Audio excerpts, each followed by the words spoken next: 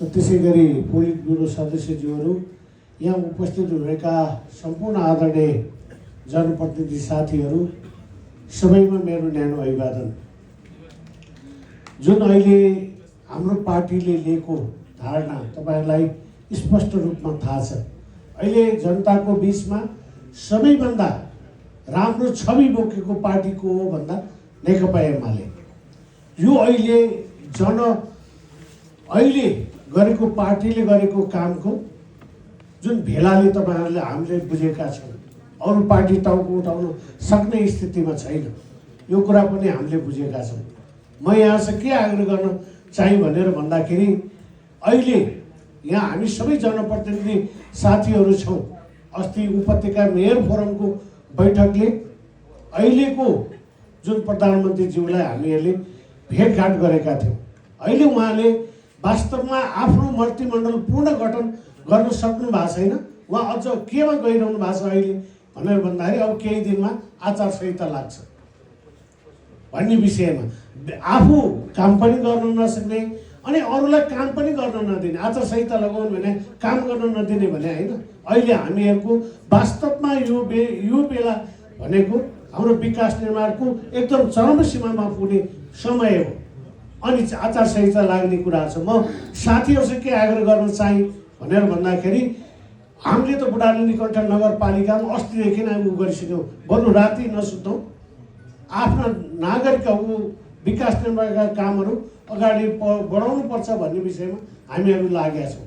अर्को म तपाईँसँग के आग्रह गर्न चाहन्छु भनेर भन्दाखेरि, यो 23 र 24को आन्दोलनले धेरै क्षतिहरू भएको छ। यहाँहरूले के गर्नु भएको छ त्यो मैले थाहा पाएको छैन, तर हाम्रो बुढाले निकट नगरपालिकाले पीडित समूह भनेर गठन गरेका छ र सरकारसँग अहिले सधैँ हामी ओठाजरी गरिरहेका छौँ। यहाँहरूले के गर्नु भएको छ, किन यो गरिरहेका छौँ भनेर भन्दाखेरि, सरकारका सम्पत्ति त्यसै ध्वस्त भएका छन्, अरूको नागरिकहरूको सम्पत्ति ध्वस्त गराएर पनि लुटपाट पनि भएका छन्। त्यसले गर्दाखेरि पनि म यहाँ साथीहरूसँग के आग्रह गर्न चाहे भनेर भन्दाखेरि, यो नेकपा एमाले पार्टी भनेको यो देशको एउटा शक्तिशाली पार्टी हो। यो पार्टीले गरेका कामको विषयमा अघि स्थायी कमिटी सदस्यले पनि भनिसक्नु भएको छ, हामी कसैको दाग नलाग्ने गरी काम गर्न चाहेका छौँ र काम गरि पनि राखेका छौँ। त्यसैले गर्दाखेरि म यहाँ साथीहरूसँग के आग्रह गर्न चाहे भनेर भन्दाखेरि, अहिले पनि एकछिन पछाडि सिडिओसँग 3 बजे हामीहरूको बैठक छ, मेयर उपत्यकाको मेयरको बैठकहरू राख्नु भएको छ। त्यहाँ पनि हामीहरूले अस्ति सिडिओ सरसँग हामी किन भनेर भन्दाखेरि यति समस्या छ। अहिले बुढालिङगढ नगरपालिकाले बुढालिङगढ भित्र भएको 23 र 24को जुन 24 गतिको लुटपाट र आगजनीको घटनाहरूको विषयमा किटानी जाहेरी दिएछ। किटानी जाहेरी दिँदा पनि कारबाही भएको छैन। किन कारबाही भएन भनेर भनिरहँदाखेरि, अहिले यो 23 र 24को जनआन्दोलनमा जेएनजीहरूले गरेको यसमा कारबाही गर्न सक्ने स्थिति अहिले हुँदैन, अब यो 25 सोचौँला भन्ने कुराहरू भएको छ। त्यो विषयमा पनि हामीले सिडिओ सरलाई यो अत्यन्तै यो विषयवस्तु जटिल भएको कारणले गर्दाखेरि बैठक राख्नुहोस् भनेर हामीले पटक भनिरहँदाखेरि उहाँले अहिले 3 बजे बैठक राख्नु भएको छ। हामी त्यहाँ जानुपर्ने स्थिति पनि छ।